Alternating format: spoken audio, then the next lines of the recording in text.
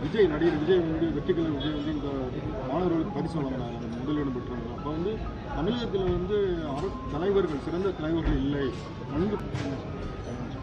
மாணவர்கள் மத்தியில் அவர் ஆற்றிய உரை மாணவர்களை ஊக்கப்படுத்துவதற்காக என்று நான் கருதுகிறேன். மாணவர்களும் நன்கு படித்து அரசியலுக்கு வர வேண்டும் என்று அவர் விரும்புவதை வெளிப்படுத்துவதாக நான் கருதுகிறேன். அவருடைய கருத்தில் எதுவும் பிழை இருப்பதாக எனக்கு தெரியவில்லை, அல்லது உள்நோக்கம் இருப்பதாகவும் நான் கருதவில்லை.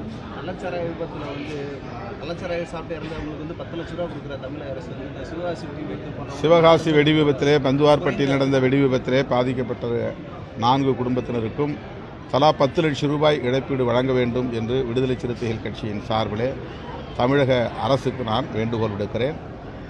தமிழக முதல்வர் அவர்கள் அதை பரிசீலிக்க வேண்டும்.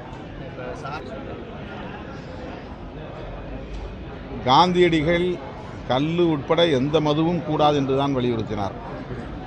காங்கிரஸ் கட்சியை சார்ந்தவர்கள் முழு மதுவிலக்கை வலியுறுத்த வேண்டும் என்பதுதான் காந்திக்கு செலுத்துகிற நன்றி கடனாக இருக்க முடியும்.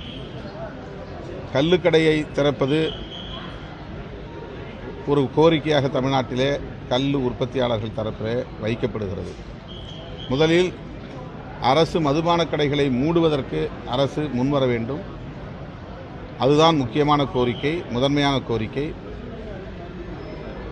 அதற்கு மாற்று என்ன என்பதை பற்றி இப்போது விவாதிக்க நேரமில்லை என்று நான் கருதுகிறேன். இந்த கவலை அளிக்கிறது. கடுமையான பாதிப்புகளை மக்கள் சந்தித்து வருகிறார்கள். கடந்த சில ஆண்டுகளில் நூற்றுக்கணக்கானவர்கள் இப்படி திட்டமிட்டு படுகொலை செய்யப்பட்டு வருவது அதிர்ச்சி அளிக்கிறது. ஆகவேதான் இந்த நடவடிக்கைகளை கண்காணிப்பதற்கென்று தனி உளவு பிரிவை அமைக்க வேண்டும் என்று நான் தொடர்ந்து வலியுறுத்தி வருகிறேன்.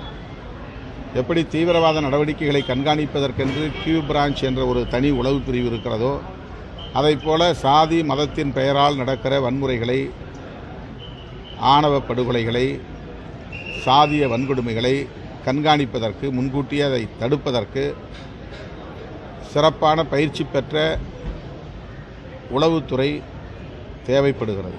மறுபடியும் நான் இந்த கோரிக்கையை வலியுறுத்துகிறேன். சாதியின் பெயரால், மதத்தின் பெயரால் நடக்கிற வன்முறைகளை தடுப்பதற்கு அரசின் கவனத்தை அதை முன்கூட்டியே கொண்டு வந்து சேர்ப்பதற்கு ஏதுவாக தனி உளவு பிரிவு ஒன்றை உருவாக்க வேண்டும் என்று வலியுறுத்துகிறேன்.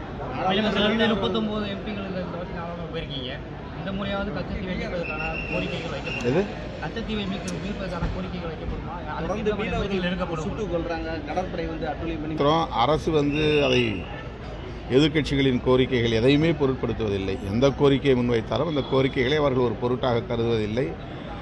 அவையில் பேசுவது மட்டுமல்ல, நேரடியாக சென்று சில கோரிக்கைகளை மனுவாக கொடுத்து வற்புறுத்துகிறோம். அந்த கோரிக்கைகளை கூட அவர்கள் செய்வதில்லை. எதிர்க்கட்சிகளை ஒரு பொருட்டாக எடுத்துக்கொள்வதில்லை என்பது